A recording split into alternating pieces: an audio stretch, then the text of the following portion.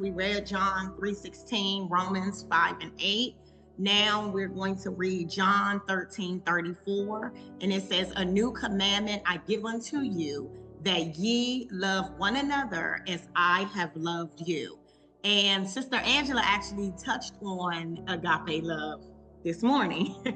So thank God for that, when she touched on that unconditional love. But what is agape love? Agape is an ancient Greek word. It means to love unconditionally, esteem, regard, a choice to value someone of an intentional view.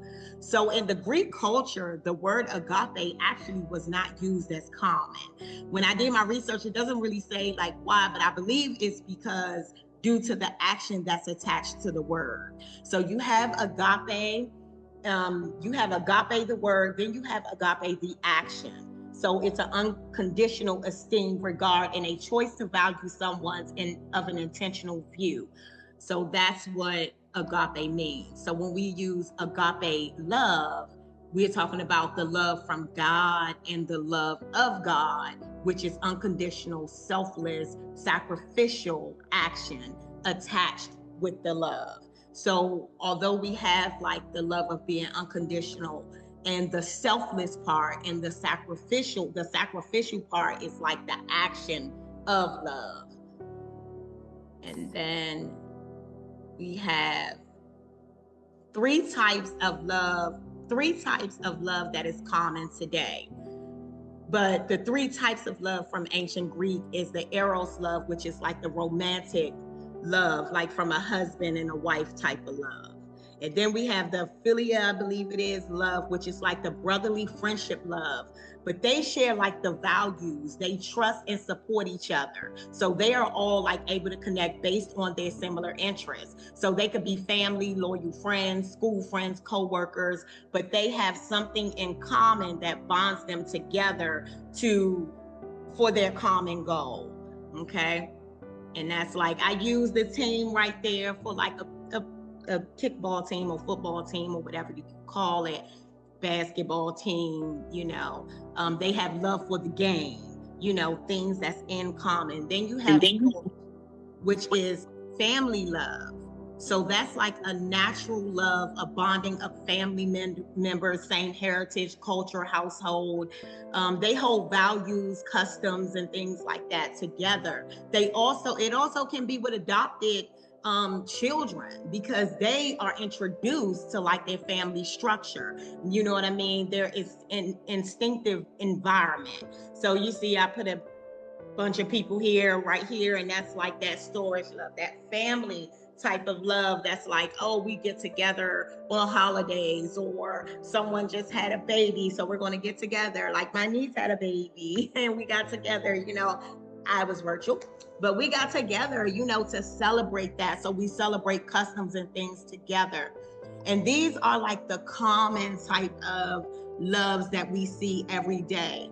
The type of loves that we see are the loves that we kind of pour into, and those loves pour back into us. So it's really easy to have that when you love something that loves you back. But what are some things that you love that can't love you back?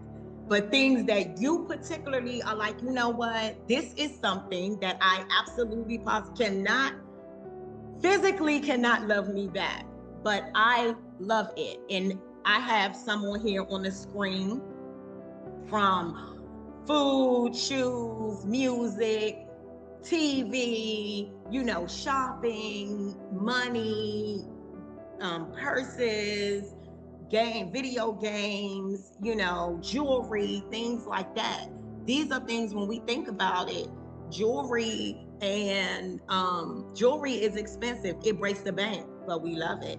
Money, money. Sometimes we go into physical, emotional, issues because we're trying to make too much money, and when we get to, fashion, of course, that's money. Food can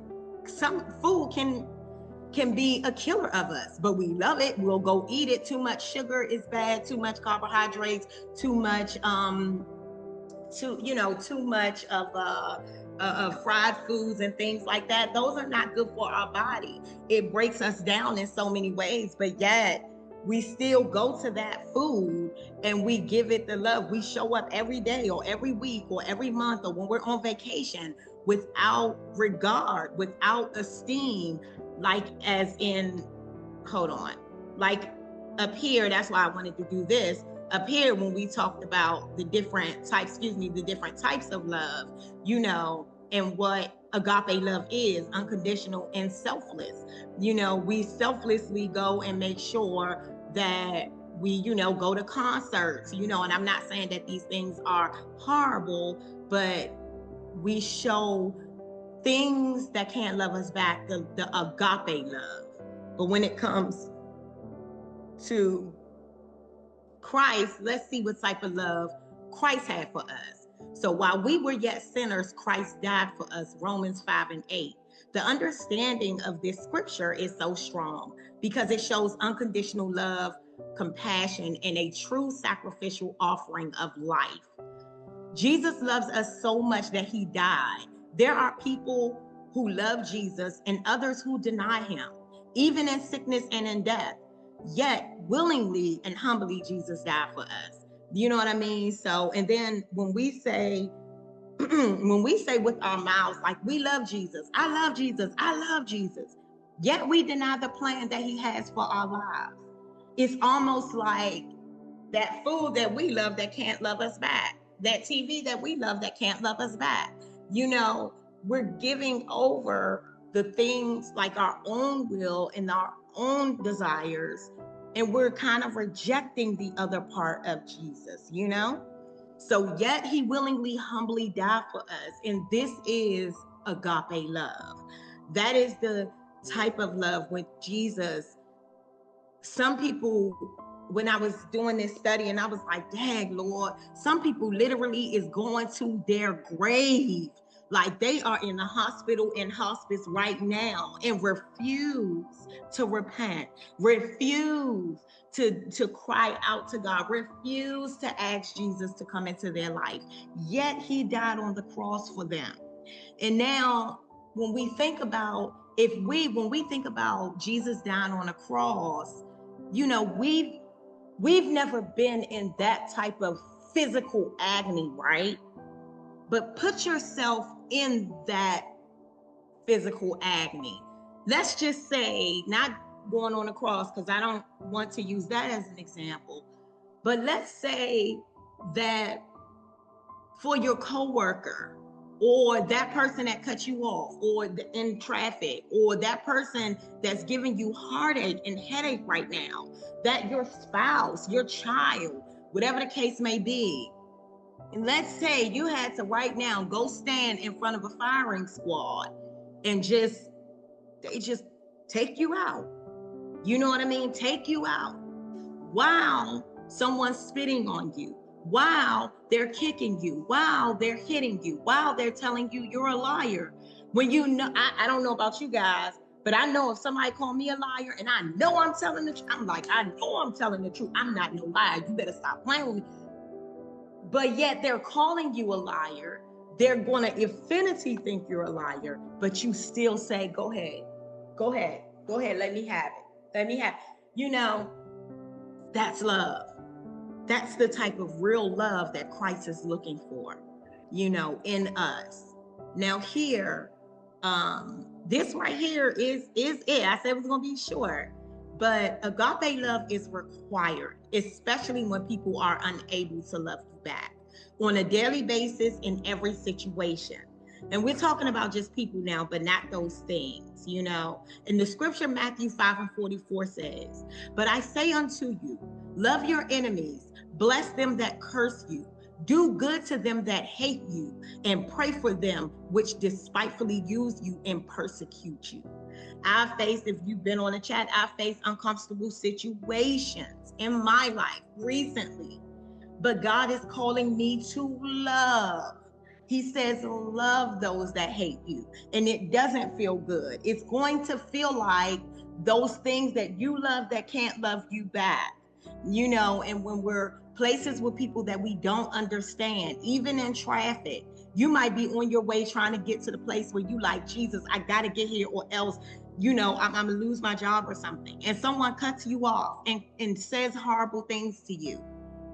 The scriptures require us to love them, and that is, I see in real life, that's not always easy. You know what I mean? But knowing that Christ died for me and knowing how he suffered for me and knowing how much he loves me, I'm like, okay, God, you're calling me into a place, a different accountability place in my life. You're calling me into a place of growth.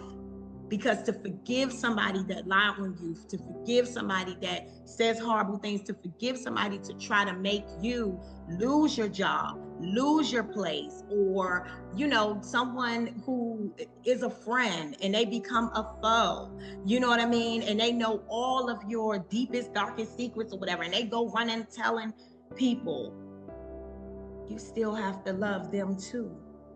And I want to break this down also. You have to love people that cause you immense pain. Immense pain. You know what I mean? And it's like people say, oh, I love my haters. Do you? Do you really? Or do you love the ones that's easy to love? Because it's not always easy to love someone that causes you immense pain. Someone who, this won't happen to any of us. The devil is a lie. This won't happen to none of us. But if, God forbid, think of if someone broke into someone's home, they have literally devoured their home.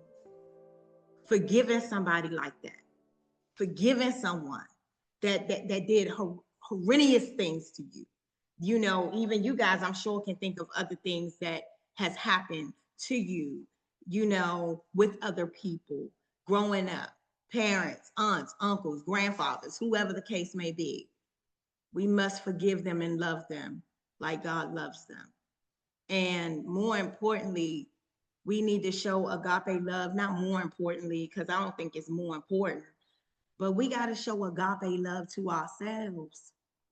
We got to show unconditional love to the person that is standing to the mirror. You know what I mean? We have to begin to look at ourselves and say, God, you did die for me so that I can live, and forgive ourselves from the things that we feel like that Christ wouldn't forgive us for. Forgive ourselves and love. If he's requiring us to love in the scripture, that also applies to you as well. Love yourself enough to change. Love yourself enough to hear God when he's telling you to change, to pattern your life in the will of God for your life. He loves you so much that he will tell you, I love you. This part of your life, we want to now start to sever the things that are hurting you because you don't deserve it. Because you don't deserve that. You deserve a life fulfilled in Christ. You don't deserve to be beaten down every day mentally, in your mind. You don't deserve that. But you deserve fullness of joy in Christ. How do you get that? By humbling yourself, praying. I won't even take this say this is mine, because this came from one of my friends the other day that told me, going in your secret closet.